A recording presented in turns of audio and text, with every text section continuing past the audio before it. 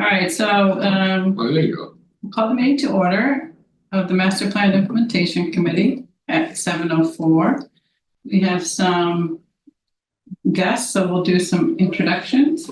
I'm Cheryl Tagari is the chair, and we'll go to my left, and then we'll go on Zoom. Elaine Benson, member. Roxanne Muster, member.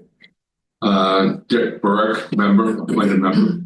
Tabor Keeley, member. Lisa Courtney, I work in the Department of Health as the Mass and Motion Wellness Coordinator, and one of the strategies we often talk about in Mass and Motion is transportation, so I wanted to be here for these conversations. Okay. Yeah, Lisa had reached out to me by email when she saw that we were doing this discussion on Showplus.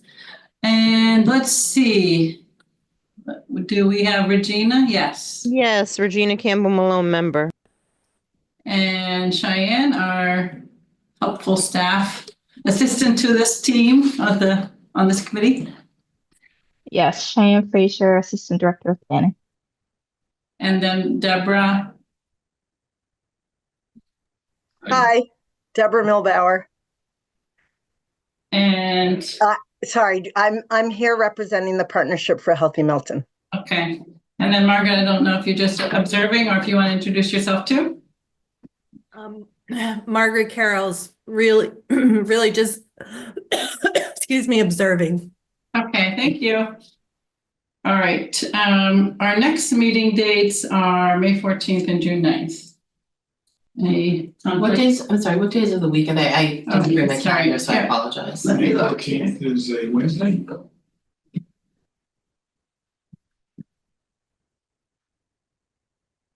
And June 9th, And June 9th is a Monday. Monday, okay.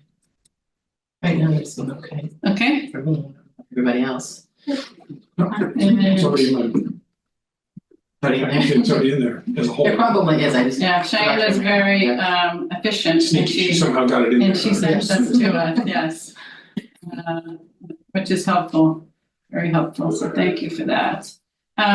Next is approval of the meeting minutes. We have the March 4th minutes, which were distributed. Does anybody have any suggested amendments to those? Nope. Were these, so it says on here the minutes didn't have the date, and I don't, when were they distributed? Was it at our last meeting? Because I didn't see. Oh, you didn't see it? I didn't see them on the email distributed. This, When did you get them? they were just in the. In the box, In the box in the shared folder. Yesterday. Shared folder went out last week. Oh, is that what it went? Yeah. Right, so I didn't see them, Okay. unfortunately, but. Because usually, I mean, in the past, they've been attached to the email. Didn't I send them out with that? I just opened this up and it popped up. But maybe that's because it was in the folder. It's definitely in the folder. So the question then is, Because usually, I mean, in the past, it's been like an email that will have the agenda attachment and the minutes to be approved. So I didn't know to look in the folder, so I apologize. Whatever you guys want to do. Cheyenne is using the system that we use on the planning board, which is that since there's a lot of documents, they're in the shared folder. So that everyone just goes to the folder, and if anything comes in after the folder link goes out, it gets added, but sometimes she sends them an email. Oh, But we can certainly wait for these. I didn't know that, so I apologize. Whatever you guys want. Did everybody else get a chance to read them? Did you read them, Dick? Not everything. Sorry. It was a little. And how about you, Regina? No, sorry, I did not. All right, so let's defer the minutes from, what did I say that was, March 4th? Okay.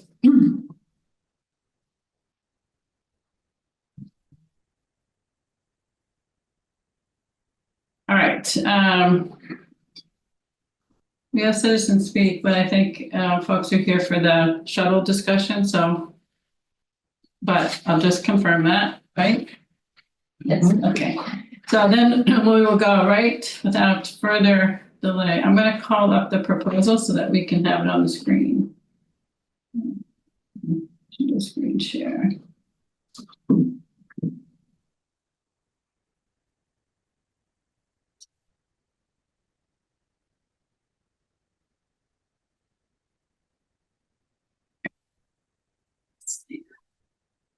We need that a little larger. Yes. Please. Okay, is that good? Pretty good. Okay, let's see. All right, it's my laptop, so I can't make it bigger on the bottom with this size. All right, but we have Deborah here who's going to run through this. So Deborah, you just tell me how you want me to scroll on this. Maybe you want to do an overview and then we can kind of go through. Yeah, why don't I just sort of introduce it and identify the edits from last time? Okay. And then maybe you can just scroll down to the deliverables. I think there's a deliverable section. Project scope, keep going. I assume everyone's read it, right? So I'll just give a quick summary, but Okay. scroll down to the deliverables. Here we go. there.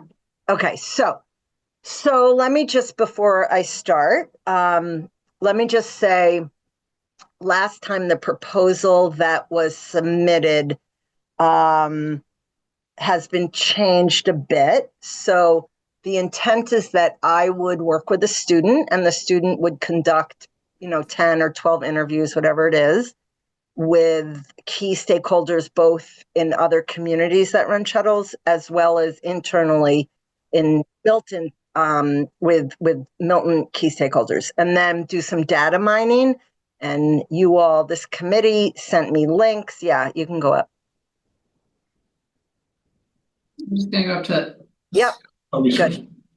Yep, there we go. Yeah. So yeah, examples of potential key stakeholder interviews and resources. So this was the list that you all had sent me, that we've been brainstorming. There might be more that haven't been identified, but this was the starter list. So we would interview folks, but also do data mining. So dig into what there is online, and obviously the Boston regional planning. Well, you can see here the links that Cheryl or that were given to me.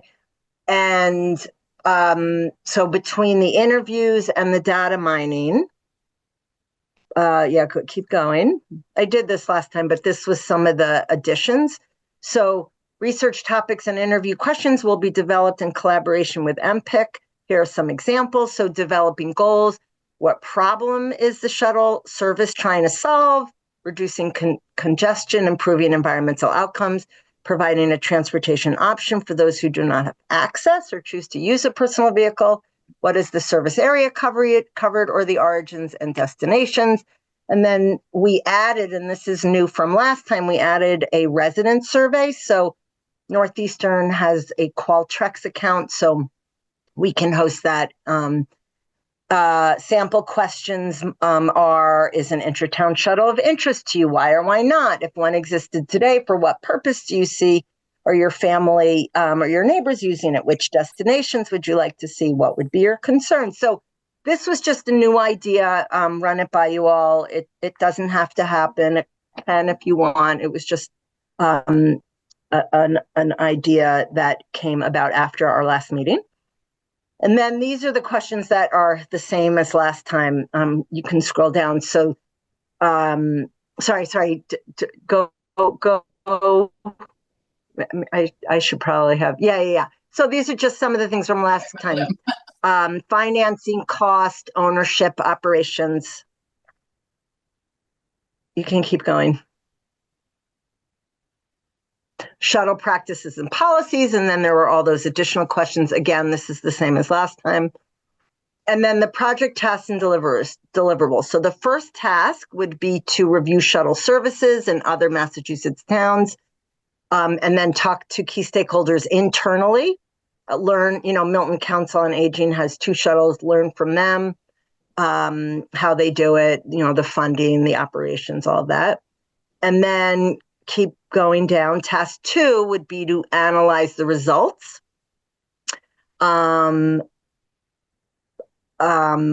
which includes interviewing Milton folks. And then task 3 was develop and circulate a short resident survey measuring community interest, types of uses. Again, you do or don't have to take that on as well.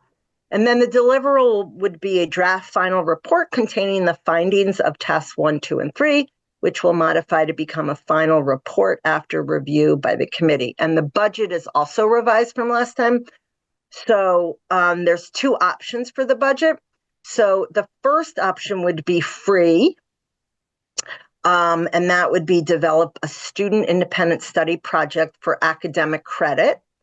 And this is no cost, but would require a longer development phase. So based on the academic year, it would be next year, fall 2025 and spring 2026. And so fall semester would be for planning, recruiting a student, getting everything in order. And then the spring semester would be to do the project, and it would be 4 credits is a significant amount of hours to dedicate to it. So that's one option to do it without cost. The second option is try and recruit somebody now for the summer, which is a little bit tricky at this point because our semester is ending in 2 weeks. So it's a little tricky. We have 2 semesters. There's summer 1 and summer 2. So I could try and recruit over the summer or find a student for the fall semester.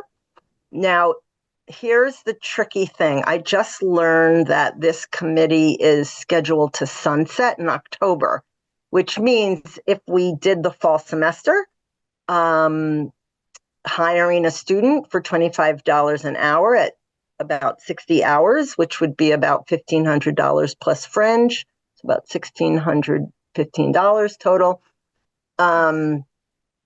Then that project would have to end in October. Another option, and Cheryl, I think I wrote it somewhere. Oh, it's at the top. Yes. So there are 2 options. And this is, again, I don't know anything about MPIC other than the 3 meetings, 2 or 3 meetings I've been to. So forgive me for throwing this out there.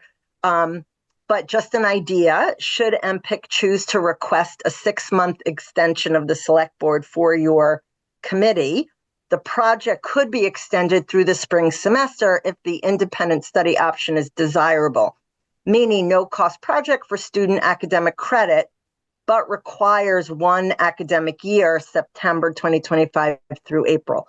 Or should MPIC choose not to request an extension, the project would not go beyond October 2025. And again, just thinking out loud, you may or may not be an option. This is just my own ideas, and could be transitioned to, so if the committee sunsets, maybe one idea is the project could be transitioned to an external shuttle exploratory committee, either appointed by the select board or convened informally by interested stakeholders in town. So I did not run this by anyone. These are my own ideas. So I'm just sort of thinking creatively and outside the box. I will say, and I want to reiterate, I said this last time in conclusion, this is just information gathering. This isn't Milton applying for anything. This isn't committing to anything.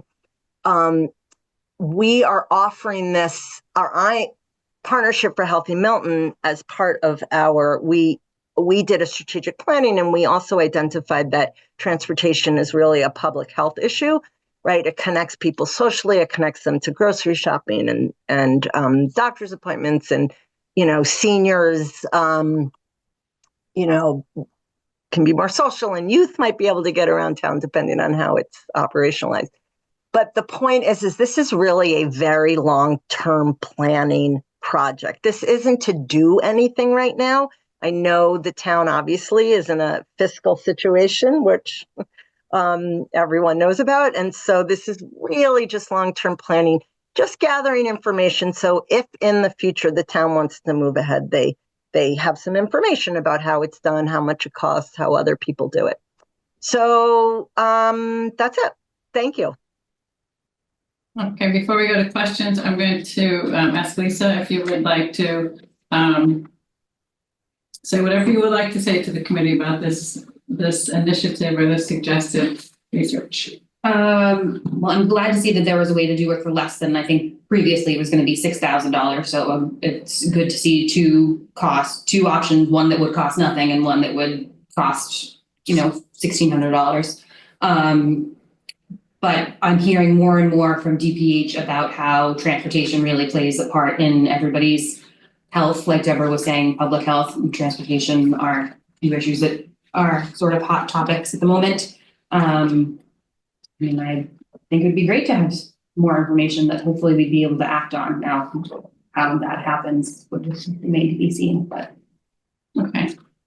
And then, Margaret, I know you said you were just observing, but you had, I think, shared with me in an email that there's an interest in transportation at the student level as well, right? Yeah, thank you, Cheryl. So in a few meetings that I've been to lately, this has come up, which I found interesting. I know it came up at the youth task force, and then also in a focus group that I had with high school students about our action plan, or the Milton Coalition's action plan for next year. Transportation came up. Something that used to be available years ago was called the late bus, and was a bus that would do the circuit around to the schools about, I don't know, like an hour or so after the fact. And that's been gone for a long time, but things like that really allow students to take advantage of being in school later, to meet with teachers, to participate in clubs, to socialize. And I think that's really important. And I think if there were more ways of getting around, you'd have more kids taking advantage of some of the great stuff that we have going around in town. It might make jobs more possible and other things like that. So it was just interesting that I kept hearing it over and over again in the different places that I went to. So thank you. Okay, thank you. And I'll also share that a resident in East Milton told me that their child's bus is often full, coming from school with students who want to get to East Milton Square. Not that they live in East Milton Square, but they want to get to East Milton Square. My son's bus in the same situation. Yeah. They let them on the bus? Yes, it's They're not problematic. supposed to. Yeah. There's not enough really seats, right? No, they stand, yeah. Yeah. It's been an ongoing issue. But if you think about this comment about employment, I mean, the fruit center employs young people, and it's opportunity for places for them to socialize a bit. Okay, so the last time, well, first of all, how about questions for Deborah? Obviously, since the last time, Peter Firth, who attended the meeting, is no longer proposed to be involved with this.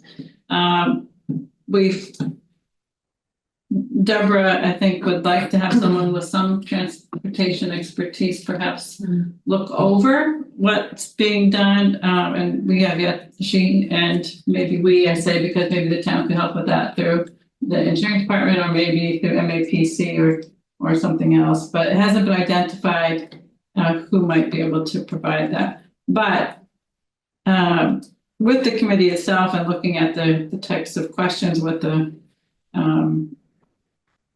the questions that were put into the master plan and into the partnership for a healthy Milton, I think we probably have a pretty good idea of some of the questions, and others can come from those initial conversations with in-town folks, I think. All right, so questions for Deborah or comments? I have a question just in general. I mean, what's up on the screen is not what's in our folder. It's very close, but it's not exactly the I same. pulled this up from the folder. Not what I have on my folder. I'm looking like there's a couple of things that are missing. Wait a minute, and I just grabbed it from the folder.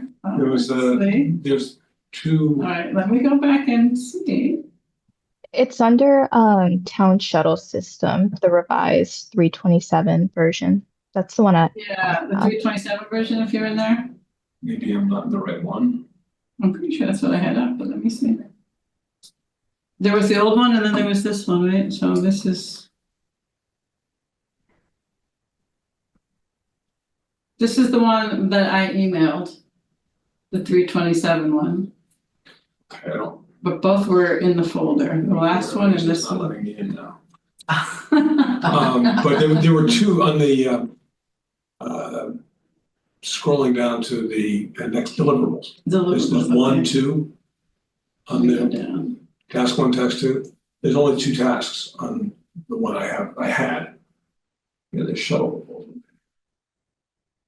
You didn't have the task Oh, about the this is survey. this 5 days ago? Mm-hmm. Or is this, oh, wait a minute, this is 3/4. Never mind, I'm sorry, I'm on the wrong one. There's one dated 327, yeah. Okay. But that's more of my question. So the primary change in the task was to add a survey. And I read through that document that was the guidebook. Mhm. And I had suggested to Deborah that maybe after reading that,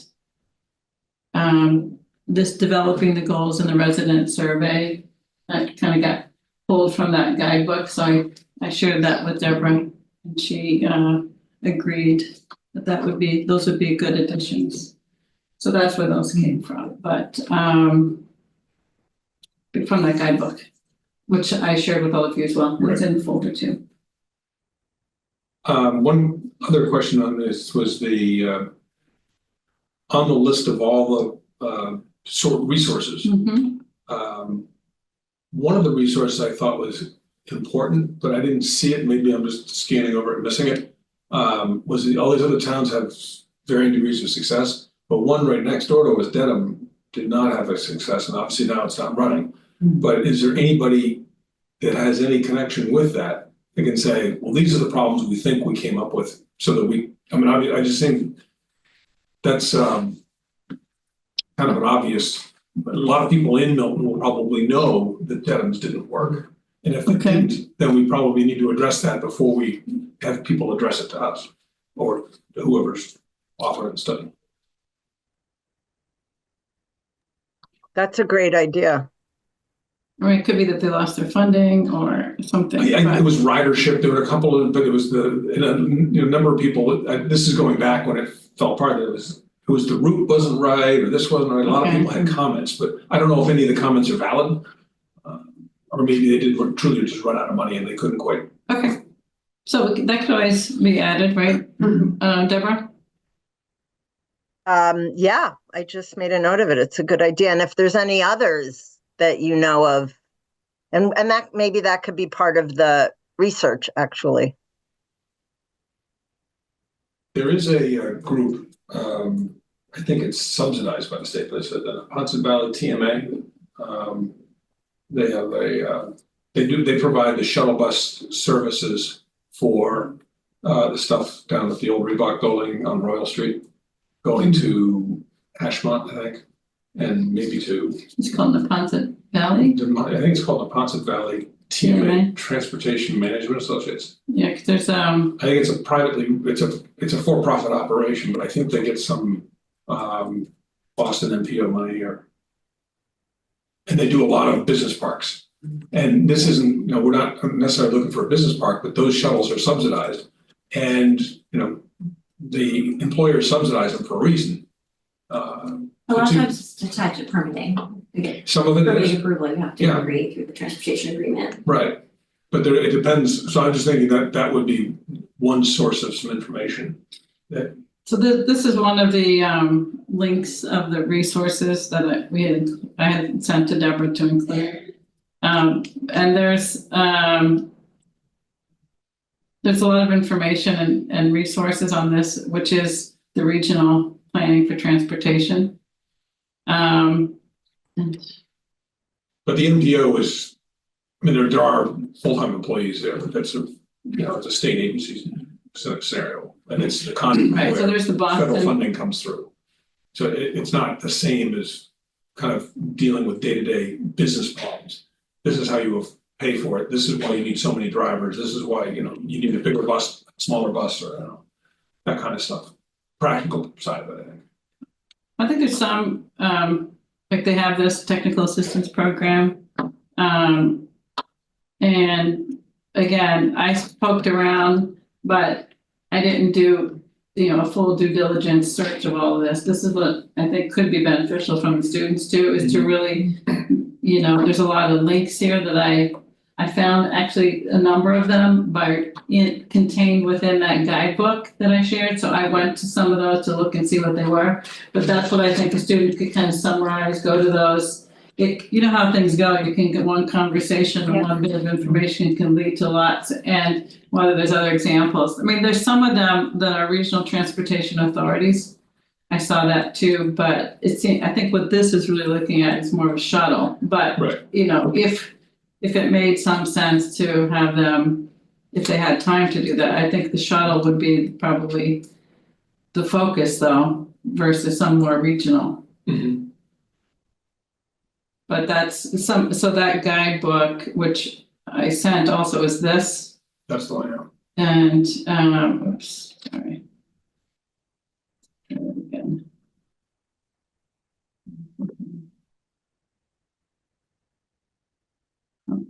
Here it is, there's a book. So, community shuttle program. I think that's pretty much what Deborah was talking about, and I think the master plan was talking about as well. And I think I received a draft of the Climate Action Planning Committee's report, which I haven't had a chance to review yet, but I know that Alex Asher, the chair of the committee, had said that shuttle was something that they were going to be looking into as well. We have to see if that's in their recommendations, because they're focused to get less emissions. So if you have less vehicle trips, you'll have less emissions. So,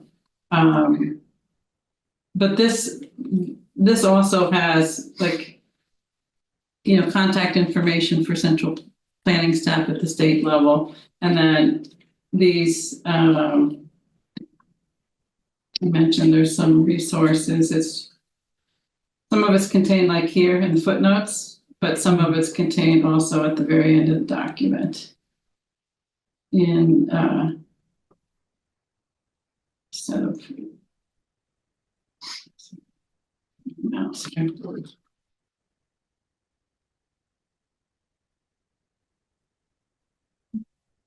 Here we go. So this is the resources that they are the towns or organizations that were reached out to in preparation of this report. So this report I think is going to be helpful, but there's only a short list of towns here, and they are definitely larger towns than Milton. So this is a list that I had received from Josh Fiala of the MAPC when I reached out to him, and if he had any suggestions for where we should look. And so Bedford was added to this based on that guidebook, but the others above Bedford were all from Josh's recommendation. And I think it says too, is like examples of potential stakeholders, so maybe part of the project is to identify other potential stakeholders, but I think it's a good starting point. Inclusive of that, I think that's a good idea. So the timing challenge, well, I guess there's two things. The role of this committee in this effort, and it's as we think about what our recommendations are for the master plan's next steps beyond this 10-year implementation. Is there a way for us to fit this in before we get our report? Or is there a way for us to support it in some way through the rest of our term, then that would then get handed off to someone else? So, on the two options, it really looks like, Deborah, at this juncture, a summer scope of work is going to be not likely. Is that right? I really don't know. It just has to do with finding a student. And at this point, students have, their summer's already set, but that doesn't mean I wouldn't or couldn't find a student. It just depends. It's really a crapshoot, in other words, but if it's tied into a semester that we plan ahead for, like September, it's more reliable. So that's possible, but I can't guarantee it because it's just if I find someone and it's sort of last minute, which is possible. I just don't know. I don't see any rush on this. Am I missing something? Just on setting up the committee. That's our committee, I know, but if this is gonna cost us anything, we do option one, wouldn't that just be a regular student project? The no-cost solution? Yes, Yeah. right? Yeah. So unless there's urgency, I'm not sure why we'd put you in a tough spot, Deborah, trying to find someone if we really don't need to do this. I think this is a good idea. It's certainly worth some analysis and data mining, I guess is the best way of putting it, but I don't think there's any real reason to rush this thing along, because I think there's a lot of pieces here that are gonna have to be, to answer some of the questions that you identified, there's gonna be a lot of work. And I'd rather have it done right on a timely fashion than trying to rush it. I agree. I have a couple of questions. Under the examples, Deborah, you have a couple of the towns have agreements with, what's CTA for Beverly? What's MART for, what's MART? MART's with Bedford? Lexington, Bedford. Do we have any idea what Cape those? and Transportation Authority. Okay, so that's And what was the other one? MART, M-A-R-T. MART, Foxborough.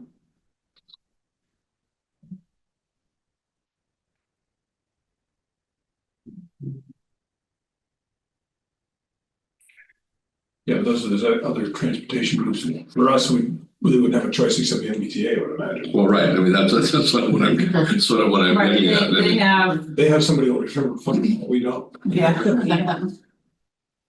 It looks like, yeah, because they don't have Middlesex. access to other Right, transportation services, I guess. right, well, they have regional transportation authorities, and I'm just looking at this, and I know this isn't an exhaustive list, I'm just looking at a couple of them with agreements. And I think our agreement would have to be, if we had an agreement, would be with the MBTA, right?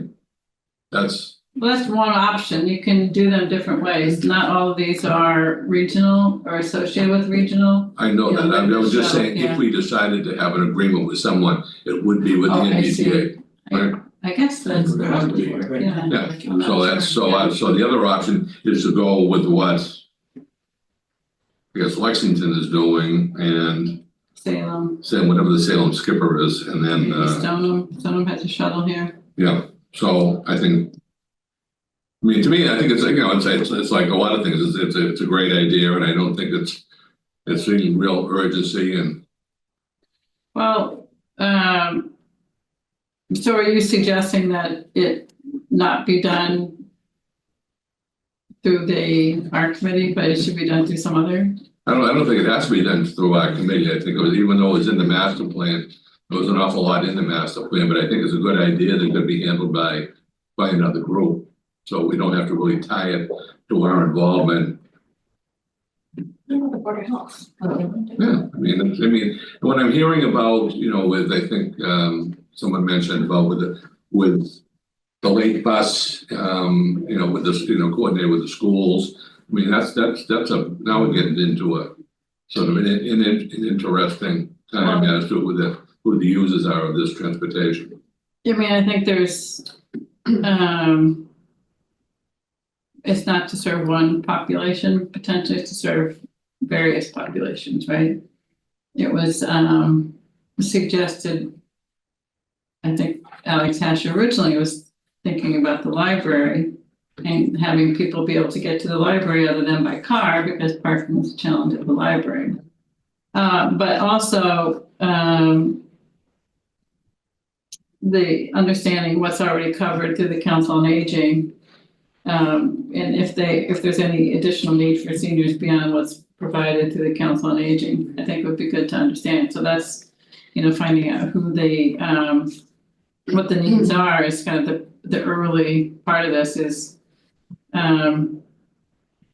those interviews, I think, and the resident survey would help identify demand. But Deborah, where do you think there's any other body in which this would fit into a priority? I mean, it's a little bit out of my pay grade because I don't have that 100,000-foot view. Yeah, So yeah. I don't know, but yeah, I don't know. I mean, DPW, but that's not really in their purview. I don't know the answer to that. You all would know better than. I see it as a the planning department, but the planning department's short-staffed at the moment, right, Cheyenne? So, but other initiatives like the open space plan, the economic development study, et cetera, have in some way landed in the planning department. Cheyenne, do you see this as something where it's just a touch point, right, Deborah, in terms of the amount of time someone would need, the amount of time you would need from someone to kind of be the liaison for you. So in other words, if this work were happening under your supervision with the student, you would just need a place to, especially if there's no funding involved, it would just go, I would think it might be something that could go as a touch point to the planning department or the planning board, because those don't sunset. Yeah, I mean, I also think having expertise, like you all just pointed some interesting things out. And actually the list of questions all came from you all, and it's a level of insight and expertise. And so it would also mean running things by what's missing, what more information do you want or need? So yeah, so I think it's also a back and forth project around questions that I might not know to ask. And in all transparency, transportation isn't my area of expertise. It's something I'm excited about. I would love to do it. So I'm off, I've done a lot of community needs assessments where we've done interviews and focus groups and so I'm very familiar with the project at hand. I'm just not familiar with this universe of expertise. And so I would want a body like yours or somebody else to be able to provide the subject matter expertise to make sure the questions are right, that the report is on the right track, that there isn't things being left out. So Sharon, I don't want to put you on the spot here, but do you think between you and or Marina Fernandez and at the DPW, there would be a way to help Deborah on this? Or do you think it would be something best taken to the planning board or to the town administrator? Do you have any suggestions or thoughts about it?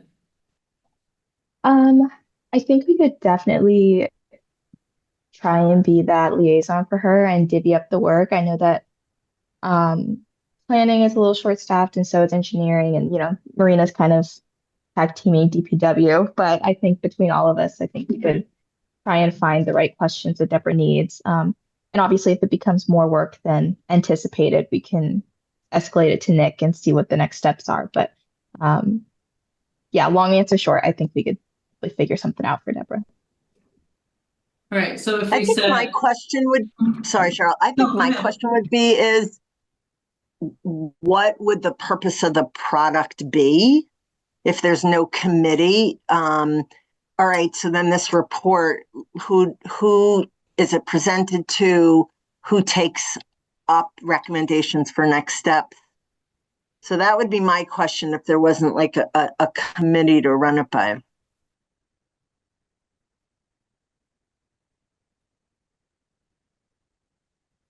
so Roxanne, as a member of the select board and who's talked about having less committees, but. Yeah, so I have a suggestion on that. I guess what I would say is, we don't always need a committee for everything, and so I think I agree with doing the project, where you find out the information, and it might take us a little bit longer, but you'll get more information, and we're not paying for that information to have a student working it, because we're in a tough situation right now with the budget. As you know, as everybody at this table knows, so, you know, I would definitely support that. I don't think we need to necessarily have the committee still stay on to do that. I think there are other mechanisms. I think, you know, Cheryl has alluded to the planning board could do that.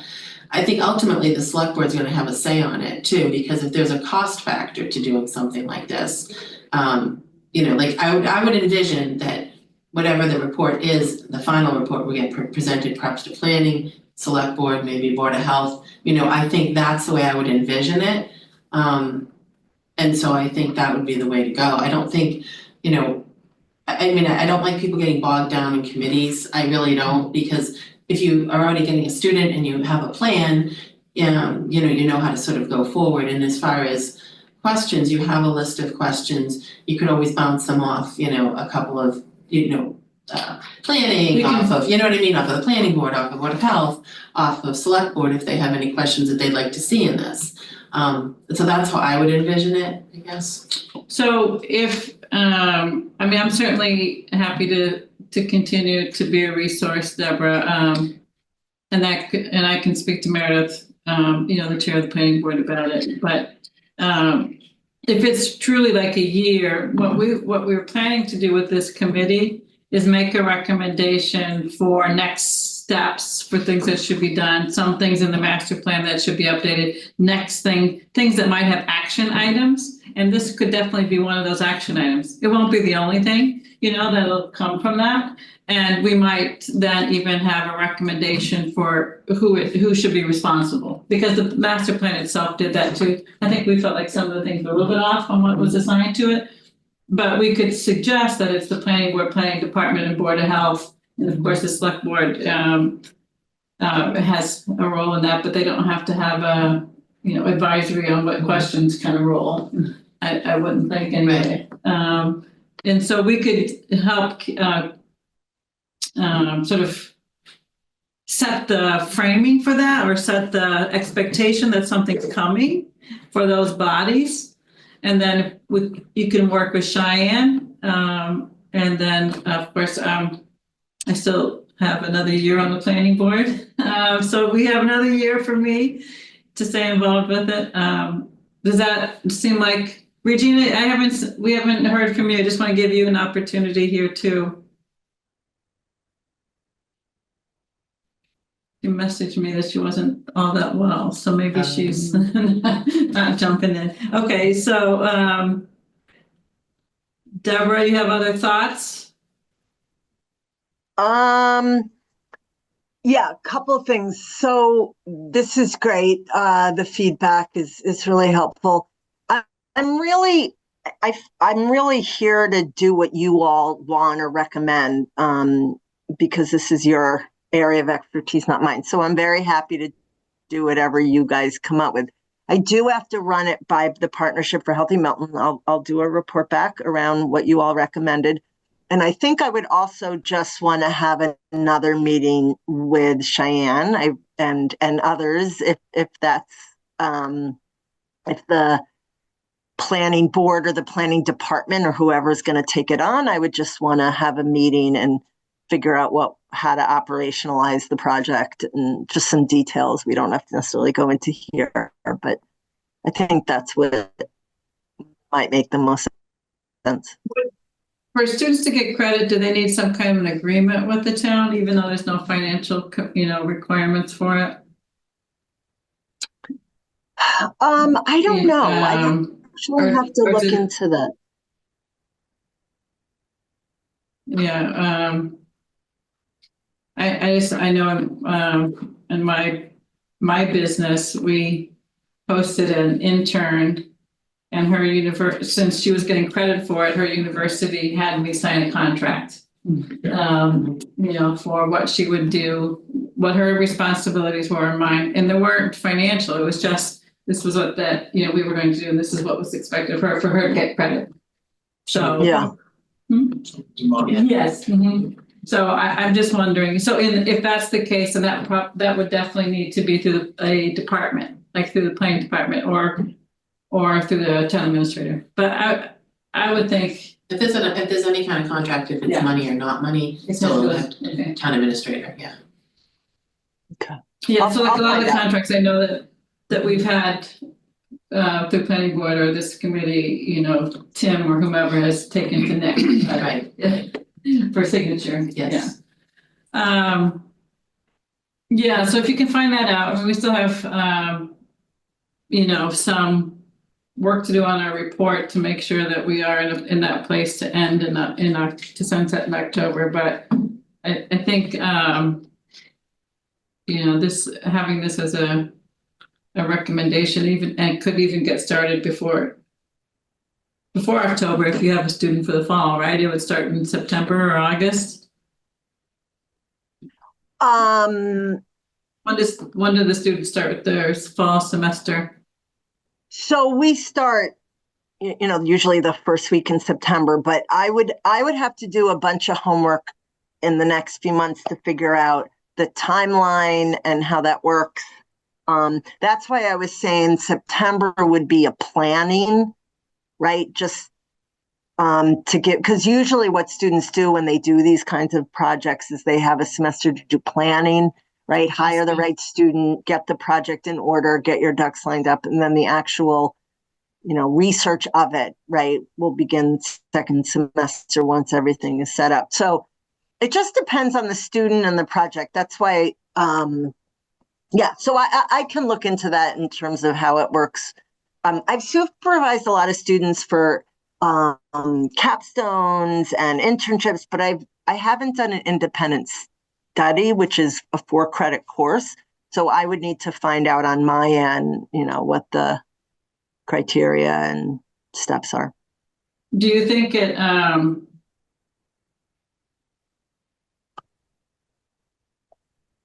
not possible? Well, I guess the question would be, you know, for our committee, the funding that we have available runs until the end of June, right? That's the end of the fiscal year. And my understanding from other initiatives is as long as there's a contract and as long as there's a contract, then the funds can be encumbered. They don't have to be distributed by them. Is that right? Probably. Cheyenne, is that what your understanding is too? Because I know we've had this come up with planning board discussions. I guess the reason I'm asking this is if you do a little bit of research and you find out that the university is not going to accept that as a method, and there is this possibility of having this work be done by a student, even if it's in the fall, it's paid $1,600 or $615, and the final product can be delivered to the planning department. It means the work doesn't. The monies could be committed by the end of June, but they don't have to be expended by the end of June, and the report could go into the planning department. I'm just saying that if there's if this is not a way, just another alternative to having something be next year, she's not sure is going to be accepted by the university.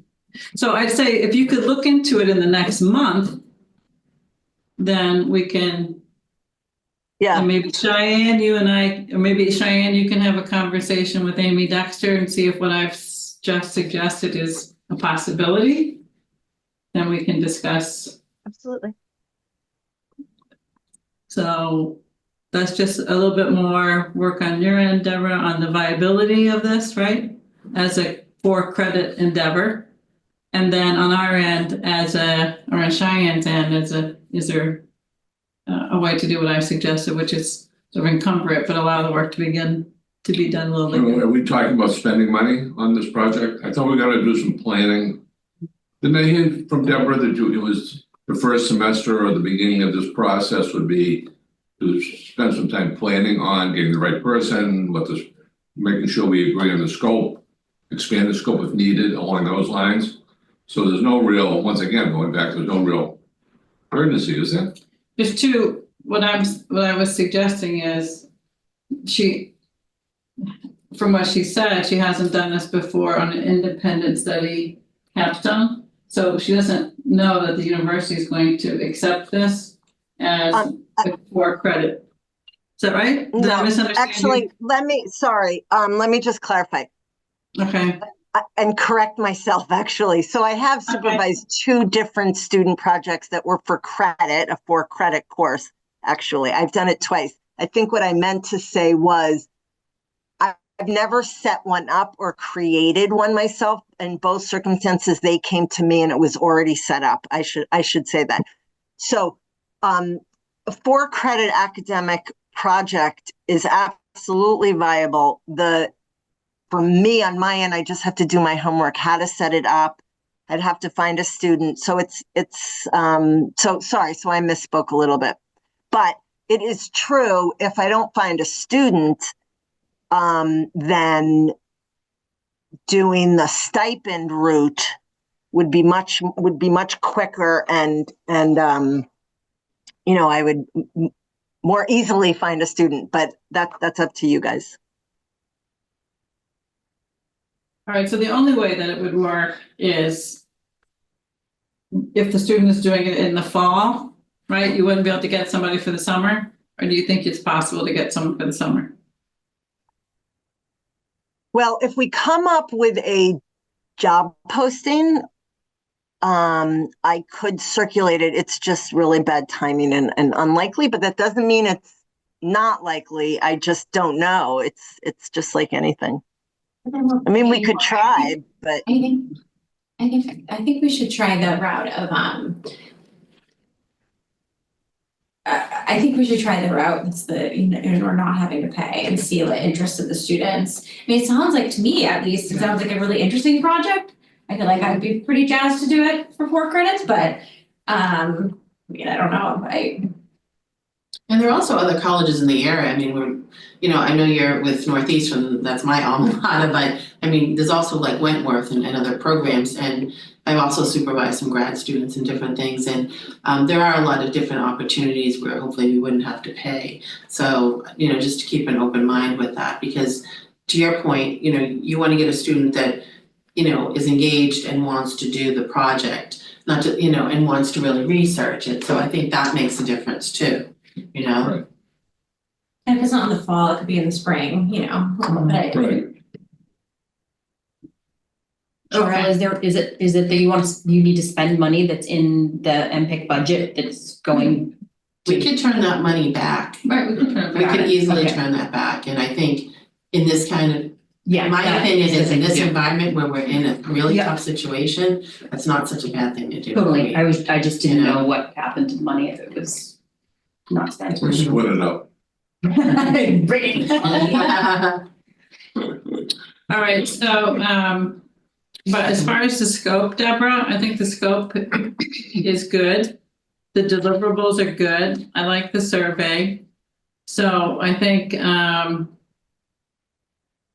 why don't you have that call with Cheyenne, and if you'd like me to participate, or if you think Cheyenne and I should speak to Meredith, we can do that. Or if Cheyenne should speak to Nick, so we can have, maybe the 3 of us have a call and see what you think about those avenues. great. Okay, Sounds good. thanks for all the work put into this. Thank you. Thank you. Been a lot. Oh, thank you for considering it. It's, I realize it's long-term, but it's really exciting to just think about, for some future thing, just to collect. And I am curious how other communities do it, because so yeah, so I'm excited about it. Yeah, great. interesting. Thank you. Thank you. Thanks. Thanks, you guys. Really Thank you. appreciate all of you. Thank you. All right, so, I'm gonna start this share.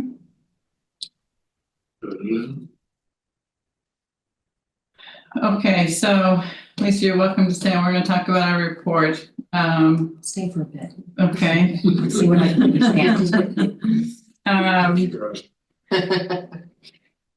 All right, everyone, I'm gonna call up the, You need to go home until at least my husband's already put the kids to bed. Yeah, like that's, I've done that before, and long ago now, though. Let's see here, let me go back to.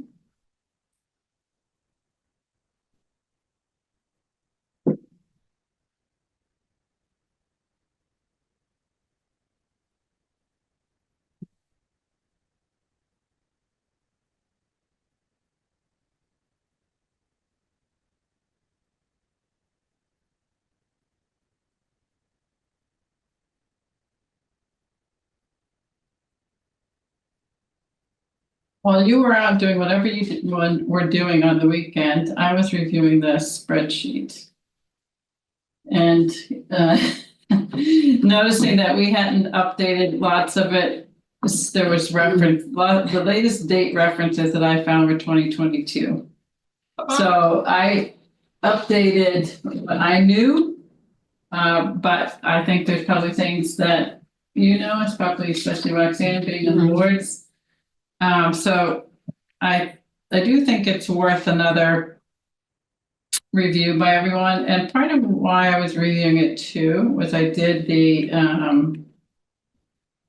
so Lisa, just while you're here, this takes each of the goals in the master plan, and then each of the recommended strategies, and then just again from the plan, the lead parties and the partners, and then we added our notes and how much progress has been made. That's great. And I think it's worth us looking at the progress part of it too, where these columns, how far we think they've gotten. Because again, it's been a couple of years since we talked about that.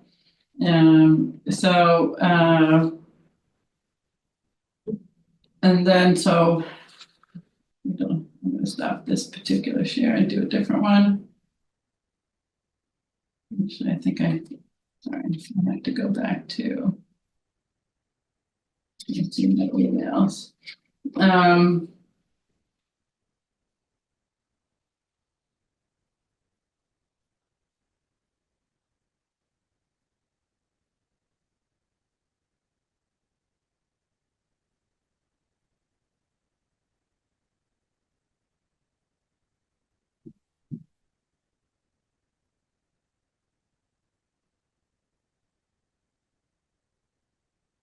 So what is your feeling about the level of detail that I included here on the progress on the top 20 recommendations? Some of them, this is what I sent, I believe, also in the email. Some of them had more or less, depending upon how much there was to write about them, I guess. Some things like parking,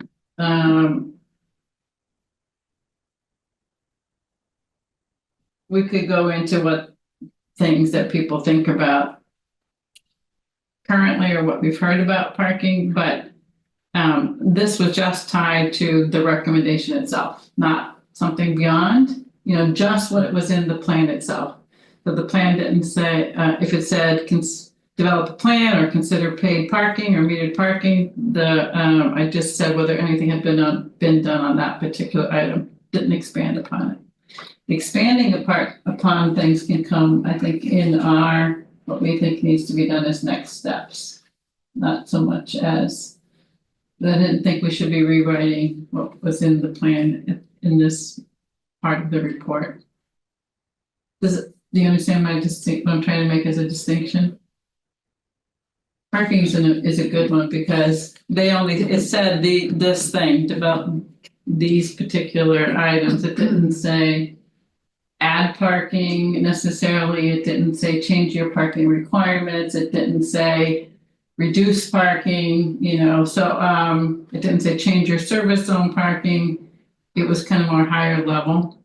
And so some of our follow-up might be more specific, but what's in the plan itself. I think it gets down to parking as one of those kind of our economic development areas that we're looking at. And it's sort of discouraging when I look at this that you've been talking about the same issue for years. I mean, I think that. It predates the master plan. Yes, and so we're talking about, and parking in particular, there's no parking plan.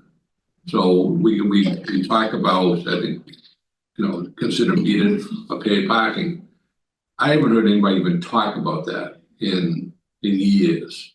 Yeah, the chamber did some report where they said they don't recommend it. No, I mean, I get that. I sort of get that too, but I also get that there are people who work in this village who park in the street all day and then complain about the lack of parking. Yeah, so I guess what we're saying is that part of one of the discussions I had with the Chamber of Commerce years ago was the fact that if you go to Wellesley, you go to Dedham, you go to Belmont, you go to Newton, everyone has, certainly Boston, you have metered parking. yeah, But we don't. we have free parking. We have free parking curbside. everywhere, Yeah, right?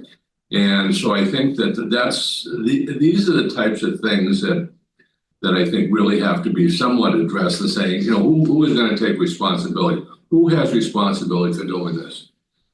Is it the traffic commission, who's advisory? Is it the engineering? The engineering department? Do we have a traffic engineer, traffic and parking engineer? Is it the police department with enforcement? Planning, probably a little bit of all, but. I think you're right, but I think that someone has to take responsibility to put those separate pieces together to have this discussion. Yeah, I know there's an enforcement officer, I've seen him out in East Milton Central. Oh, Those they're areas. out. I've paid the tickets. Yeah, he's out there, but the other thing that came up recently at one of the select board meetings was the parking at Central. There's some businesses that are like hair salons or whatever, and the parking, they need a few more of the 2 hour versus the hour, because if you're like getting your hair colored, you need longer time, for instance. So there was a discussion about changing some of those signs, but as far as meters, Yeah, but I mean, but I'm just saying that's what I just. Yeah, I think that's the that, only time as we that- talked about it, we've been talking about trying to turn, I was on the traffic mitigation committee, and one of the things we talked about was changing the foci of the traffic department, the traffic commission, to make it more proactive. The way it works now is if you don't go to the meeting, and the meetings are sometimes during the day, to present your issue, there's no issue. Right? So I mean, it's like one of these catch-22s, you're saying, gee, there's no parking. Well, who wants to take the day off and go before the traffic commission and say, gee, we got a problem down there? Yeah. Oh, really? Okay, let's take a look at it. Could you get back next month? I'm going to Dedham instead. Yeah, I mean, but I think that's part of it, is it? So I think what we'd like to probably do is take another look at these 20 issues and almost prioritize which ones were important to us. What do we think as a committee who've been meeting on this stuff for years, as to what are the most important things we'd like to see have something. so this is where I took a stab at this economic development section, where the committees, this becomes our opinion now, what's been a success, what's been a challenge, and what our recommendations are. So I think this is where it comes to, I mean, we're gonna have those 20 recommendations that were part of the plan, but we're going to have the goals that were the overarching goals, and those are tied back to what's required to be in a master plan, the historic preservation, municipal services, economic development, transportation, et cetera, right? So this to me felt like where we could get at what you're getting at, I think, Dick. So I just kind of back up to here. I was thinking we would have some tie to what's in the plan under this goal, but not have it be point by point, because that's going to be in the appendix. So I gave background here, which is in the plan. On what we have, because I think probably a lot of people don't know that we only have 1% of our land zone for commercial. I think a lot of people know we have very little commercial tax base, but I think maybe people don't know how many business districts we have. I don't think too many people think about the Granite Ave one as a business district, that office building is, but in any case. The background, then what the plans, recommendations were generally, what's been accomplished. What challenges, which is what Regina had started on the open space one. We can think about what the challenges, the terminology we want to use, but that's what she used and what that I put where. What are some of the challenges to this goal?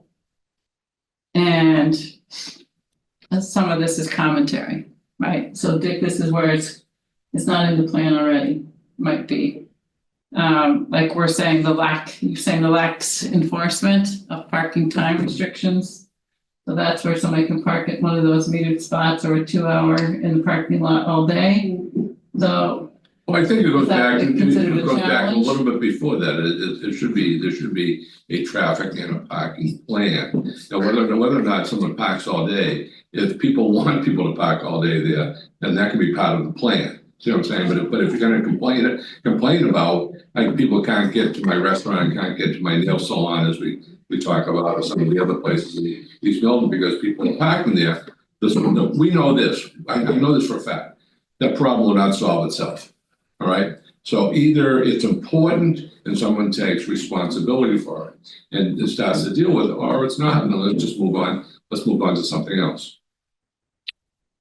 Well, I have on here, develop a parking management plan for each commercial district, consulting with the business community.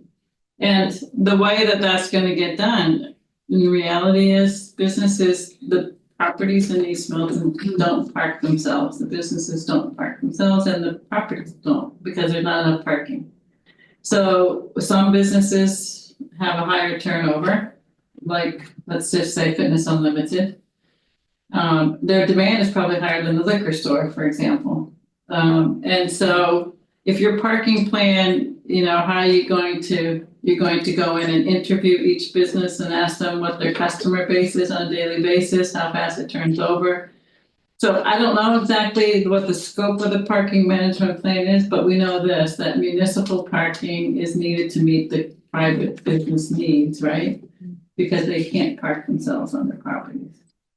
But even so, if you did send the inquiry out, the liquor store pulls up and moves away, or Fitness Unlimited, goes out of business, or whatever, and then now you've got some new tenant, 3-4 years down the road, and you still have the parking plan adjusted to Fitness Unlimited. It's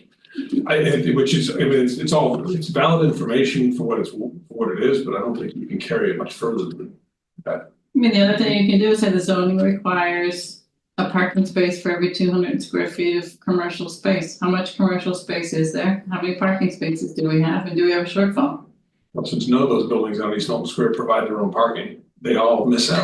But then the question then becomes, if you're not parking on your own property, is the municipal side, either curbside or parking lot, able to provide the required amount? Right. If you have 1,000 square feet, then you're supposed to be required, you have 4 parking spaces, right? Do you have it on your property? If not, then you're using 4 of the ones in the municipal lot.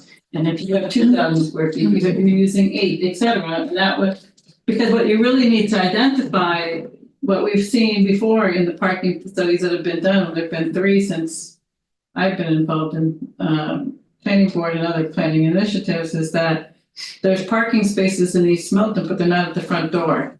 And so people, so there are spaces open. It's just that they're not where people want to park. But that's, I think, where you're looking more holistically at like as you start to, I don't know, that's not my expertise, but like you start to meter parking in some of those prime locations, then you start to push parkers over to Bryant Ave where there's never anyone using those, and there's quite a bit of spaces. So I think that's where like you really need you need a plan that looks at the whole picture. Really pushing people in the neighborhoods on the side streets too. And that's the other Right. thing, if you go,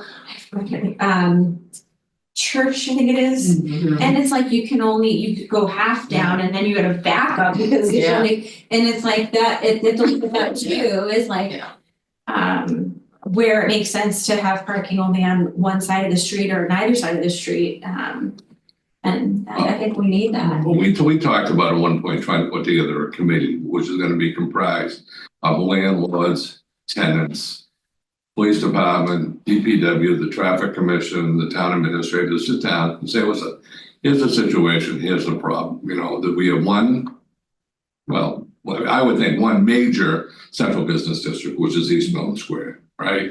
And, you know, can it do as much as we wanted to do in terms of the different types of businesses and attracting people? You're not going to be able to attract people if you get no place to park, right?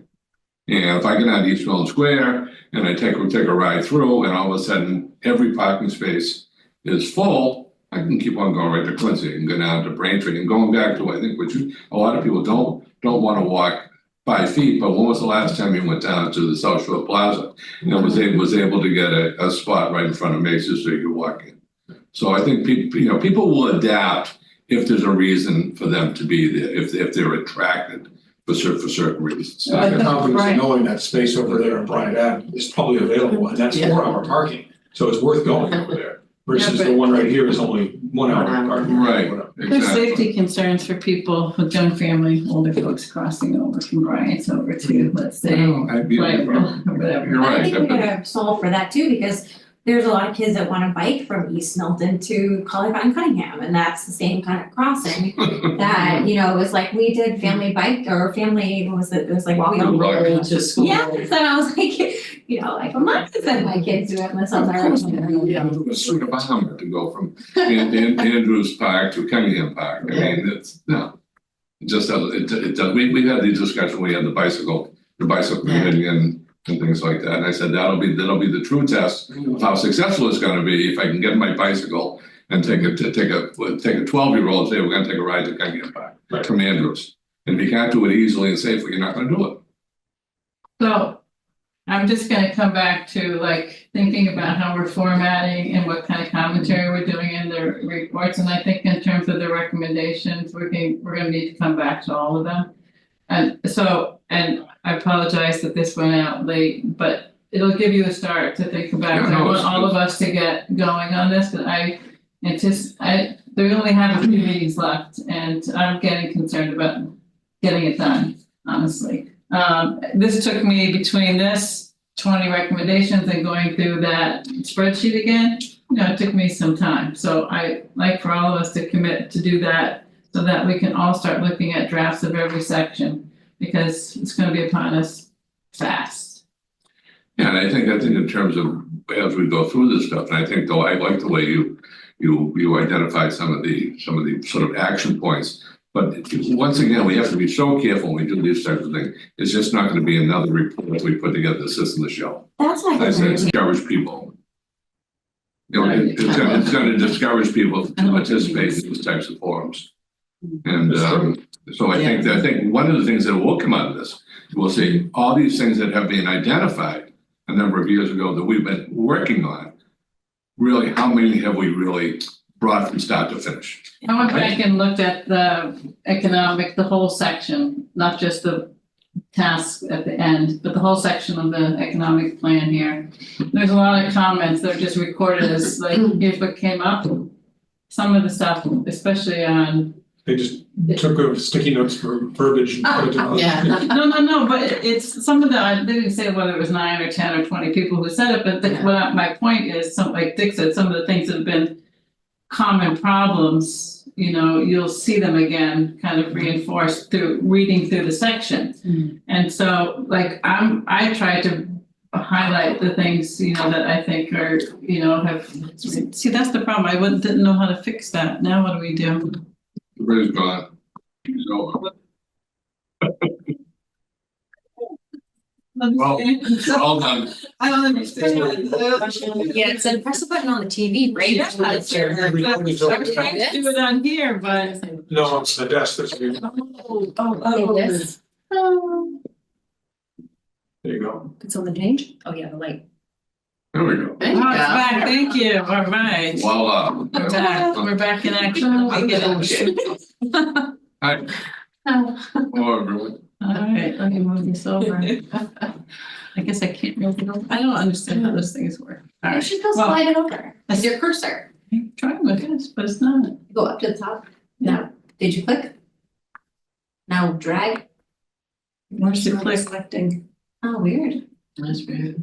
I don't know, we'll just, Okay. We'll make it through. we'll make it, yeah. So Cheryl, I just wanted to back up for a second. So what you provided is the 20 points Right, and then another outline. So, and honestly, I just looked at it quickly because it came in sort of late, so the economic one, yeah.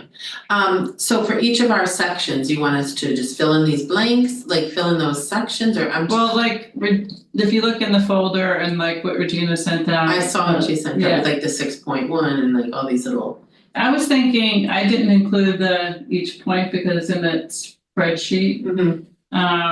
So what I'm gonna try doing this again on the sheet. Because there are a lot of things in that spreadsheet that like, you know, may or may not really be appropriate, I think, at this point to put in, like some things are, but some things. That's why I was trying to highlight things that, remember the content is dictated, by state requirements.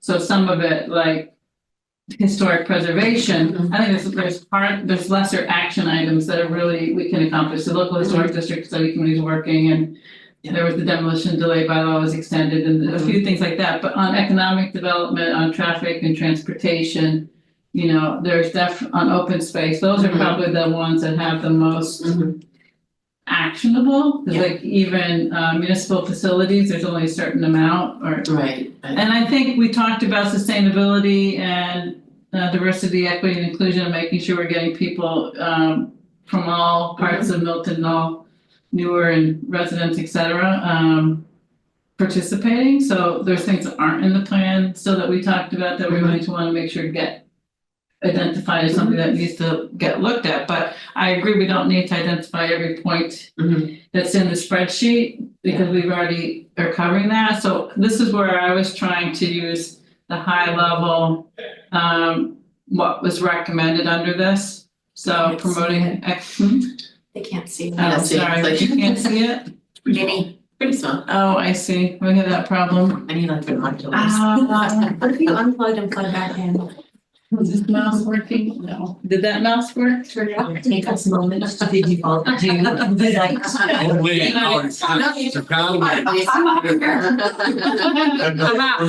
my own spreadsheets. I did it. Thank you so much. Thank you. Thank you. Bye. Bye. Bye. So so this is.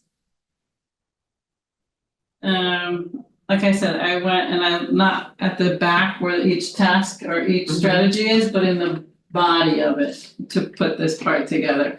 And it seems to me that, You say the body of a master plan. Yeah. Yeah, so going back to that volume 1, I think it is. Right. And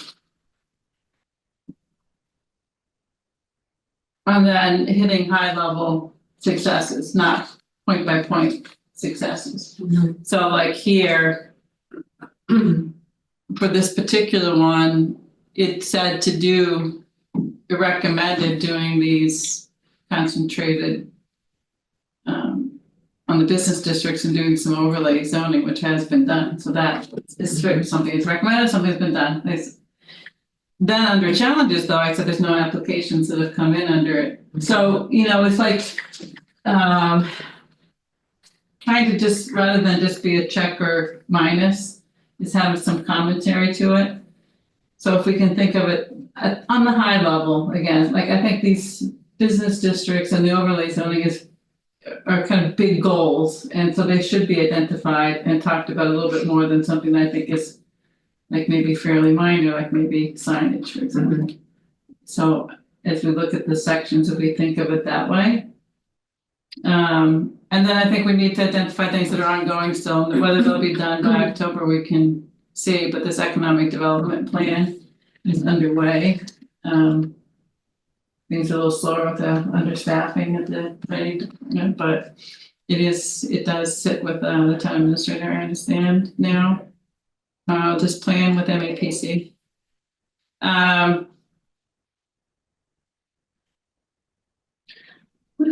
we ever wanna do a working session. Maybe that's great, maybe people like to do this at home on the couch or whatever, but like, I don't know, if we ever wanna like. Planning board may turn into working sessions because we have to do everything in these public It's all, formats. So like to actually work together, you mean on a section? Yeah. you can all work right here and. Yeah. So I I like that. Right, so you can ask input. And then it gets, and then it gets input right away, Right. and then we have a chance to look at it, come away from it, look at it, and then, add or subtract. I find that, I feel like I'm going down the rabbit hole. Every time I get into this, I'm like, is this what I'm supposed to be saying? Is this what I'm supposed to do? That's what I And think, then I don't do it. right. So Yeah. that's where Regina took a stab at one and I took a stab at one of these sections. And I think you could take a look at them and we can decide if those are How many more are there again? 3. 3 more to do. Yep, and everybody has an assignment. I think. Do we know what the assignment is? That's what I'm saying, I feel like we should collaborate. Where do we find the I assignment? Lane, I agree Is it with you. recorded somewhere? I agree with Elaine on this one. All right, you guys are gonna take the lead on you gotta, anyway, I think it's important to kind of jump in and think about how you want to communicate the information. If you were reading this, I would fall asleep. That's why this is just too much. I think it needs to be. 2 pages is too much? Yes. Well, I think you need to be able to say, this is what, I think the whole issue about the overlay zone, that was a request, we were hoping to get that done, we got it done. Challenge, no application, done. Now, Yeah. next one, it just seems like. Yeah, but there's a lot to economic development Yeah. besides the overlay districts. And maybe other people don't have the same problem, but for me, it's like I don't have all the history. Like you've been on this committee for so long, you've been on this committee for so long. We're so old, we forget. And then there's that. So, I do think like the longer you have a document, the less people read the whole thing. I find. So I think it just needs to be really tight, like bullet. Right. Like what you did. Yeah, Yeah, I well, mean, you need some I think context. in certain this, things, but- the top 20 recommendations in that 2-page item, it makes a lot of sense, but I'm not so I'll have to sure look at those too. which one of those is my goal, is my responsibility, because that was already we have it back in, let me see, it should be in the folder, what everyone's assignment was. Oh, go ahead. I'm sorry, I was just gonna say, I think it's the initial, I did the public, services or whatever, I on don't even know. on the spreadsheet, I have my spreadsheet. I Yeah, know what but I I was just- assigned on the spreadsheet. That's what I have here, If there's 3 left and 2 have done it, then who doesn't have one? I'm getting to it here. pardon me. Milton Public Facilities and Services, that's what I was assessed, that was what I was assigned, right, when we originally did that, Okay. right? I mean, that's, I'm gonna get to the document, sorry. I did this framework. sometimes when you have all different authors, it just doesn't flow well. Well, that's, You know, I think we could, that's why we need to get together. Well, and the idea is to get your points down though, because it takes time to go back and review everything to get the points. I don't think one person should be responsible to go back and do that. No, but I don't think I should go back and do it for all 5 sections. I did it for one. No. That's what we're saying. Yeah, No, I think if everyone went back to their section that we signed and just wrote down some notes of what things they should be in it, and then we did it, that's what I was. I mean, the that's what- formatting, I'm thinking is going to be something we still have to work Yeah. out, but once we, I can share these. Tabor your historic and cultural resources. Regina's That's it, open though? space recreation and natural resources. Elaine is housing and neighborhoods. Dick and I are economic development. Dick is circulation and transportation. Facilities and services is Roxanne. Regina DEI, and me climate change and sustainability, and I was doing the top 20, the intro, and let me go back to share this.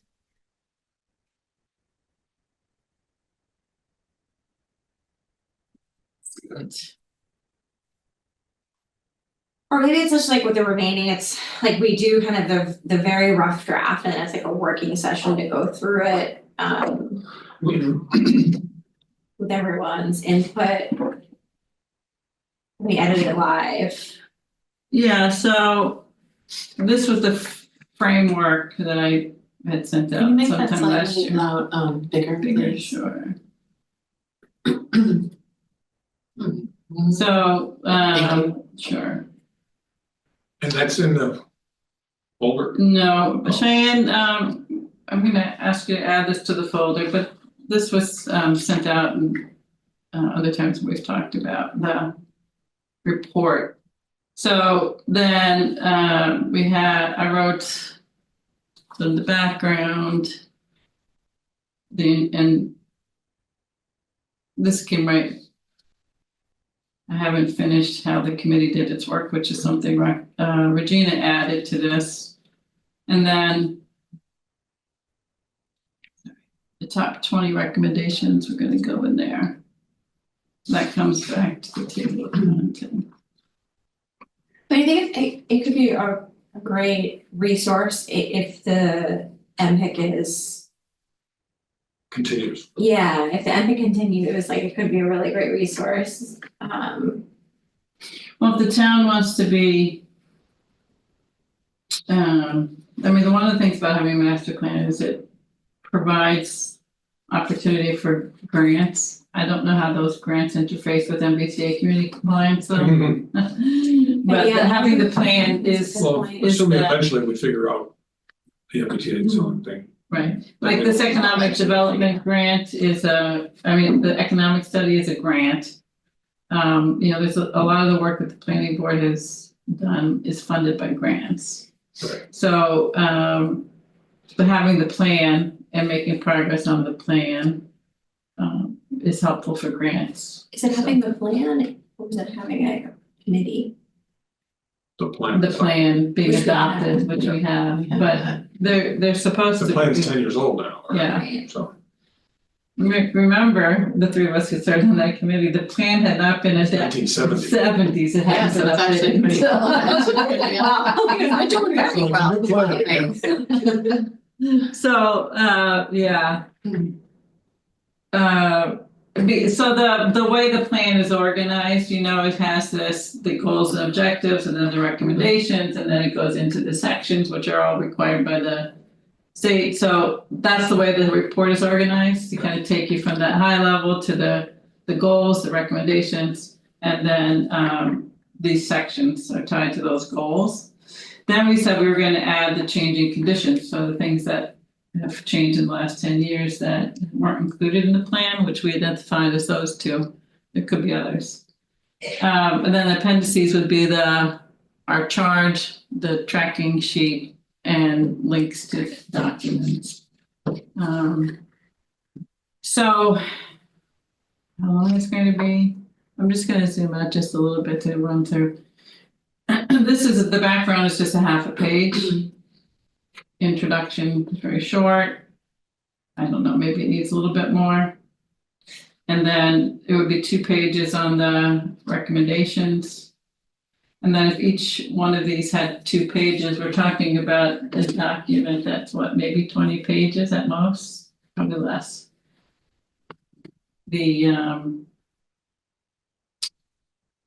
So there's 6, so that's 12. 14, I think it's even less than 20, probably. Maybe it's around 20. That's it. So, Is that document in the folder, Cheryl? I'm gonna resend it to Cheyenne right now. Cheyenne, can you give me power to upload, authority to upload? Because I couldn't find where I could upload.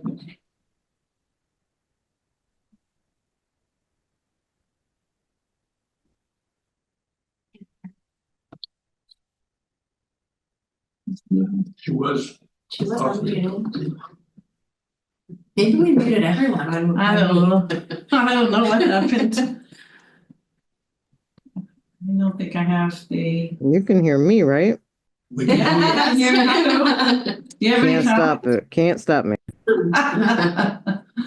Zoom is unmuted, but Cheyenne's Maybe just muted. send her an email. I'll just send you an There, she's email. unmuted. Is she? Cheyenne? Cheyenne?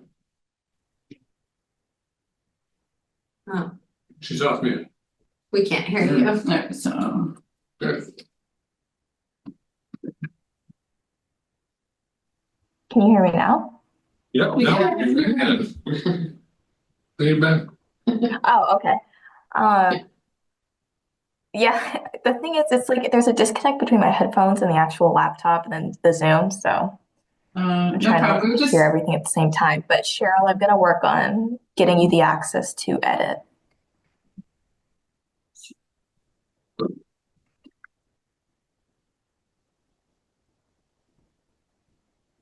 right, I'm just sending it right now. We'll have.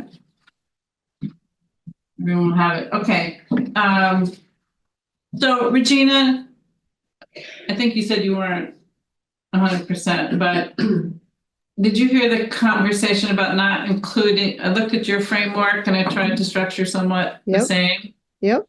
But not including the strategy point by point in the body? Yeah, I heard that. Okay, are you good with that? Yeah, that's fine. Okay.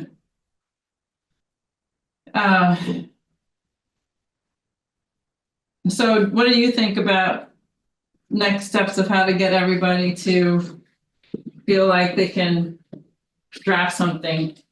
Doing something individually and then getting together, or just getting together? I like the idea of doing something individually and then getting together, or pairing us up. Okay. And having a little input that way.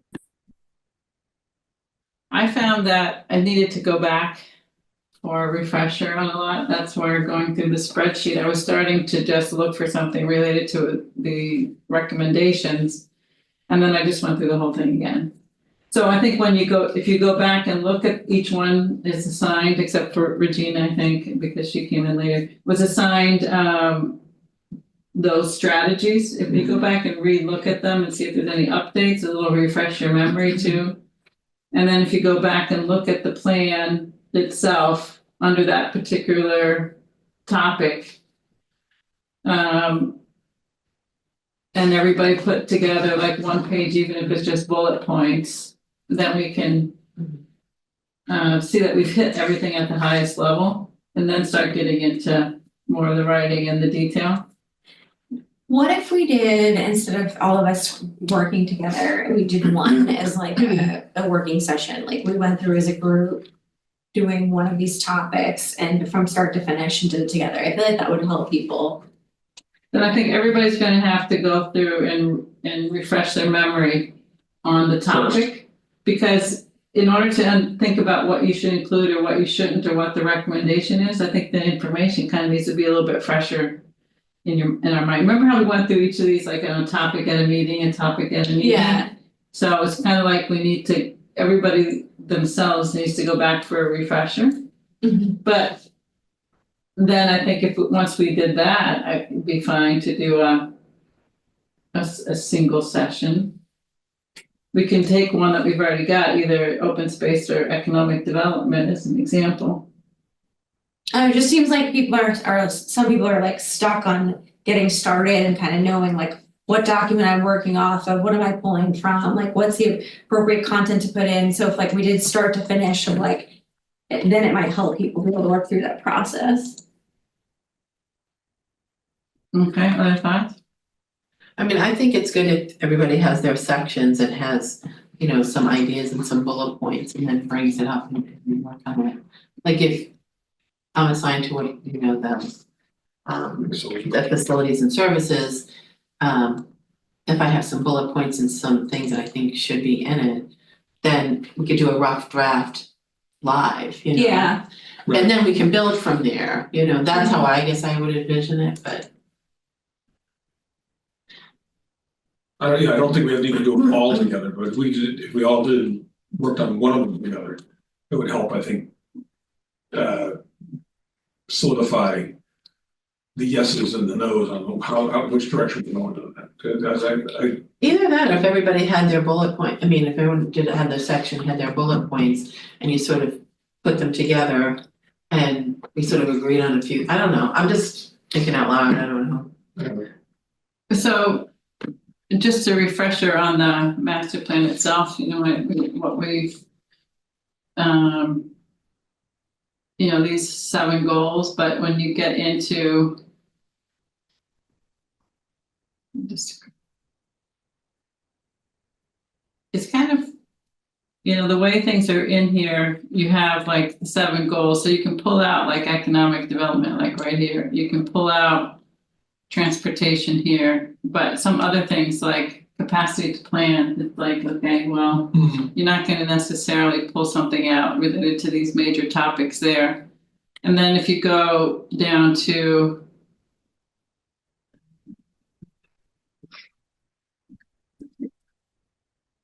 okay,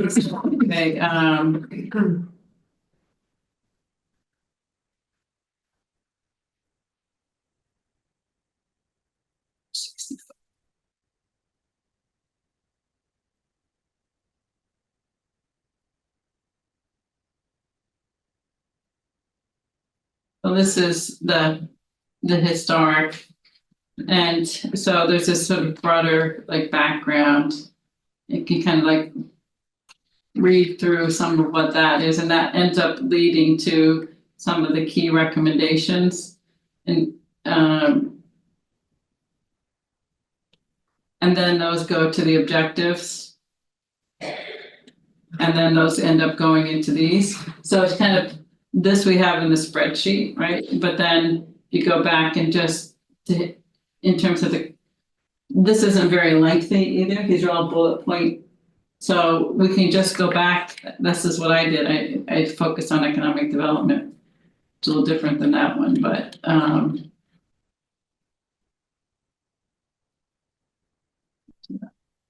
particular.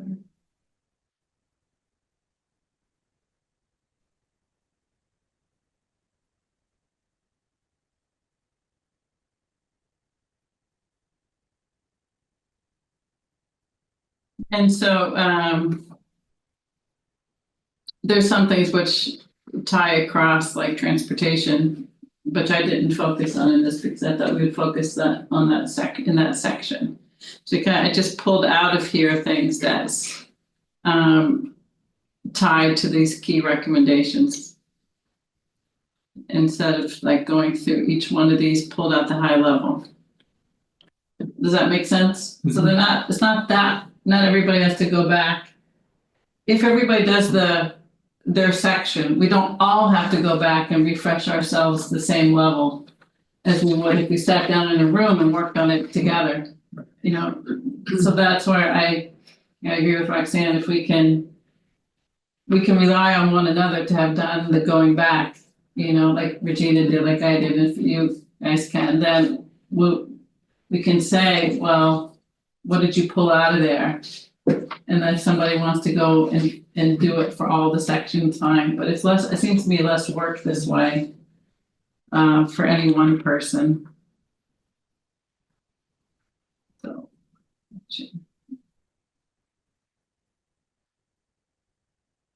What you're documenting on evening. You mean the framework that I had, or the? No, your. Oh, you mean the? It was the economic development.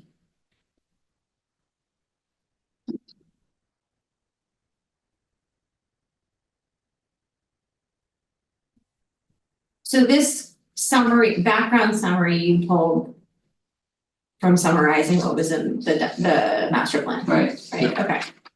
So this and then is context for the recommendations. So I looked also back at the notes, the meeting minutes, when we had Joe Carlavecchio from the Chamber of Commerce and JD Wild. The meeting minutes from that meeting for some of the challenges. Okay. Do we have minutes? I mean, can I go back on the town website and look at all the minutes? Mm-hmm. Yeah. Do you need a link to do that, to find No, that? if it's on the website, it's on the website, but I've looked in the past to find minutes and I haven't been able It's to not find. that, sometimes they're not easy to navigate to No. find things. Have you, and don't judge me here, copying this section of the master plan and throwing it into like AI and saying summarize and then referencing it? I don't know. What? You could try, you never know, I haven't, but It's interesting. you could try it. I could. There's some repetition, there's definitely repetition in the master plan because some of the things cross over. Right. So like, economic development or transportation and health, all of the transportation ties to a lot of different things. Yeah. So bicycling and sidewalks is found in many different parts of it. But from Elaine's point, you wouldn't do the whole master plan, you just do a little or section. section. It shouldn't repeat. It'd be interesting to see what it says. But you could test the economic development or the open space, the two that have been compared to what Regina did and what I did, yeah. Interesting. And see how it comes out. Dick may pull out different things, but I don't think so, because I pull out that what Dick would be interested in. Dick's whole thing's gonna be about traffic. Parking. Parking. Get those meters. So, I mean, it's I think the key for us sometimes is to find out who in the town has a responsibility. Responsibility, Has a yeah. responsibility. And I think sometimes that can be very extremely time consuming. For example, they talk about economic development. Is it when Cheyenne gets a partner in the planning department, are they really involved with economic development as part of their job? All the other things they're involved with, or strictly on a planning standpoint. Right, so the plan actually recommended an economic development commission or increased capacity in the planning department. Right. So I put that back in as a recommendation because I do think, like a lot of people in this town have talked about, do we need another hair salon or nail salon? And in the notes from with Joe Parlavecchio and JD Wild, there was one from Joe that said, do we need 3 gas stations in East Milton Square? And a lot of people said, why don't we have this or that? It's about recruitment, and JD said also it's about like being business friendly. Is there like a place that business owner can go in and say, I'd like to open this kind of business, and they know they're directed kind of 1, 2, 3, here's the process. And I know from our experience on the planning board recently with Milton Marketplace, and they're kind of want what they'd like to do with some changes there, and the permitting history there is complicated, and they having all the documents and everything, because the building commissioner was in transition and then left, and then, that's who should be like directing whether it goes to ZBA or planning board or this or that. That's confusing for applicants, and it's taking months and months to figure it out. That's not business friendly, right? Right. So having a kind of a place to go, I still think makes a lot of sense. Well, a number of years ago, when I was a city planner, a long time ago, we had people that were dedicated in neighborhoods who were business development offices, whose job it was to be the one-stop shopping and to go out and actually recruit and look for businesses that would make a better mix. Now, we don't have that, so whoever shows up and wants to pay the rent is a tenant. And it is, whether it be gas stations and nail salons, which we pick on, if these operations didn't make money, they wouldn't be there, right? There's no doubt about it, but people like a little more variety in the retail. And quite frankly, I totally agree with you. But the fact of the matter is, who's going to take charge of that? Right, so I think that recommendation, like I didn't say, well, this was in there before. I mean, I could go back and refresh this to say this was in there, no progress is made, and we recommend it. But I just thought that could be repetitive. I mean, it was just, what we want to do is get at what we think needs to be done now. We don't have to necessarily tie everything back to what it was. Zoning too, like you could zone so that you could, not be zoned for a gas station so that future use could not, maybe it would just always stay a gas station. But Well, like the overlay zoning, if it gets passed in May or June, I guess it's June now. The mixed use overlay, it removes gas stations and service, auto body and other things from what's allowed, but it doesn't remove it from the underlying zoning. Because if you make a business use now pre-existing non-conforming, it does limit what they can do. And Step back before the ZBA, every time you wanna do something. yeah, and one could argue that, I don't know, I mean, my opinion, and maybe legal opinion, you need to look at it, are you doing some kind of a taking by limiting the rates that they had to that property? So you won't, I mean, I think the idea is to zone it such that if a property changes hand or a tenant turns over, that you have another use that is incentivized or that can be recruited for it.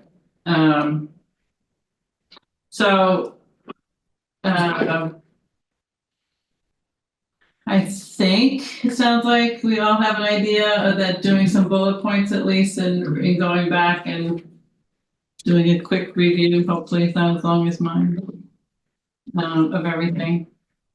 And It's this a will good be next for step Maybe, for the May 14th meeting. Because if we think about it, not everybody likes to have a meeting every summer, right? So we have May and June, July, August, September. well, we have enough time to finish this thing. If you don't want to do, Yeah. It's, you know, We need a deadline. I'm giving you. right, and I would like to think this thing would be well read and you know, devoured by readers, but I think we're just putting the, passing the final term paper, and that's pretty much it. which means they'll probably do it in September, we'll review it in October, and then we're good. I think that's the discouraging thing, the amount of work that goes into these things, and then when you put together a finished product, and all of a sudden it just goes. And Dick wants a finished product for his coffee table. That's right. There we go. Hey, after, We're gonna have one bound, but it's only after okay. 10 years of service on this, right? We need to have Me too. something to show for it. All right, I mean, I'll take the coffee one. I think it's something that, it's certainly worthwhile to have done. I'm actually meeting with a woman in a couple of weeks who was, I don't know if she's in charge or she's been on the Dedham Master Plan Implementation Committee there, and kind of compare notes in terms of what they do and what we do. They have obviously a little different situation with their business district and the way they're currently zoned.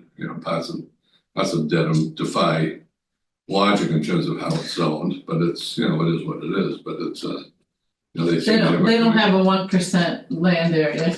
They're dedicated to commercial. No, but years ago, the people in Milton would think that Quincy Square was Quincy Center was really their business district. Yeah. That's where people went. You went to East Milton. We just can't tax it, that's the trouble. Well, that was the problem, but people didn't think about that. There's that we wanted something different from Boston, we wanted something different from Quincy, and we're in the middle. We didn't want all those folks from Quincy and Boston coming here. Yeah. Much easier if we can go there. But that was the way they were doing it. So now we sort of reap what we sow, but it's Exactly, yeah. and then hopefully I'm They've got the tax revenue and we don't. well, yeah, they also, they have a lot of things, but Yeah. I think, they're the tax revenue, but they don't have the real estate values, right? The residential real estate values, for the most part. But I think in terms of, how we do this thing, and I'm very enthusiastic about the changes with this overlay zoning. But I was very, very enthusiastic about what we did at Dunville Village. Right? That'll come. You So- don't have that many properties there. My understanding is JD Wild's getting closer to filing, but this chapter 91, has taken longer. There aren't that many owners that fall under that, so you gotta have, one of them's gotta sell or something's gotta happen. Right, well, isn't that the key? Yeah. And whatever happened to the Swift ad house? Someone's asking. I saw Mike Roberts, I ran into him, probably just within the last 6 Pressing months. in the air. And he just hasn't pursued it. He would need, what he wanted to do, what he presented to folks, would have needed, variances, and there wasn't support with a butter. Yeah, For the variance. If you don't have a buyer support for variances, it's Very hard. very hard. Who's this about it? Okay. Charlie King? Okay. All right, well, I think that those are the types of things that sort of catch my eye if I'm driving into town. I'm going through Milton Village, I'm saying, what possibly is that Yeah. over on the left-hand side, you know? How could that possibly be there for all these years? And still, it's almost to the point where it's kind of, is it, when it falls down, is it still a shore? And it's, at some point, you know. I mean, it's a matter of time. The building inspector is gonna be pushed to say, hey, this is a hazard. We go like Vermont, you ever drive in Vermont, there's all those houses in falling, and you're like, it's gonna be there next year when I How come. about Alex White? One day. Yeah. Storm. What's all that about? Huh? That's crazy. I mean, that's unbelievable. I mean, I sort of cut through there when I go back and forth to work, but it's that house looks like it's falling apart. And every day it's changing. Yeah. Why isn't it taken down? I think it's ridiculous. Where's that? Alex White's house. Oh, yeah. Really? It's not only is it an eyesore, it also looks like it's, you know, it has potential to be dangerous. Well, he did fall down the stairs there. Yeah. The Swift has right on near the sidewalk though, so if it did present life safety hazard, the building commissioner would have some authority. How long did it take for him to condemn the Henrys? Different building inspectors, but still. It was a long time. Yeah, you're right. But I think the problem is the town looked at it and said, we condemn that, then we're obligated to take it down. If it's a problem, then and who was it, the owner refused. Well, Board of Health does stuff with like some of these houses and things, you know, if somebody complains. You can board them up. Well, you can condemn it, Yeah. and then they have like a year to, you know, do something with the Rectify the property. situation. Yeah. What is like the? Like what, never mind, I'll ask you offline. Okay. Some owners are just more difficult than others, and the Henry's owner was particularly difficult. Well, that one was just a classic time fight between two very headstrong individuals. Well, you think it was just the town of Milton, but have you ever been down to downtown Stoughton?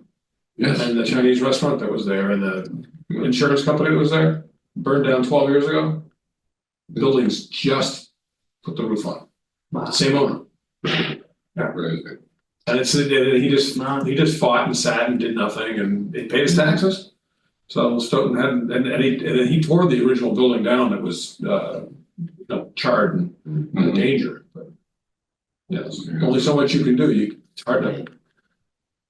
It's discouraging when you see those situations. Yeah. But, okay. Well, blighted properties don't help with values and they don't help with people feeling like it's a vibrant neighborhood. So, having, we don't have too many, but, Well, it's also a safety concern. I mean, we had one recently in the past year that we condemned, and it was really a safety hazard. People were seeing, of course, rats and things like that, but also those reports that they had squatters going in and out. And so that's a real safety concern if there's a fire there and you're sending your fire department in there because they have to go in there. Of course, if it's a fire, so that can really be a problem too. Well, it's a bigger issue for Milton in as much as we have so little commercial, everything is residential. Yeah. And you'll have a piece of property that's both blighted or in disrepair, egregious disrepair, it affects the property values of everyone around it, right? And so, here we are, you're trying to get more money, we're trying to raise the taxes, saying, listen, everybody's gonna get an abatement because we couldn't do something with this piece of property. And they don't understand the intricacies, the inside baseball, what you can do, what can't do, why can't you do something? It's a mess, do something. And there we go, so anyway. so Dick, you brought us just to the precipice of 9:00, so. That was the whole idea, Cheryl, Amen. Before 9. So are we getting parting like engraved mugs? Like we implemented ourselves out of existence. Well, If you see them We have at the time for hardware that. store, you pick them up. Let's split the cost. what's the phrases we use, you know, I'm here to put myself out of a job, you know, something like that. I think that's good, that's kind of the idea, you know, all good things must come to an end. I think that's, Murray, Dick, I'm waiting for your motion. I'm making a motion that we adjourn. Second. Oh, Second it. Oh, no. Regina. Yes, Regina? Yes. Tabor? Yes. Dick? Yes, Roxanne? enthusiastically, yes. Elaine? Yes. And Cheryl? Cheryl, yes. Okay, thank you. Thanks. Thank you, Good night, everyone. y'all.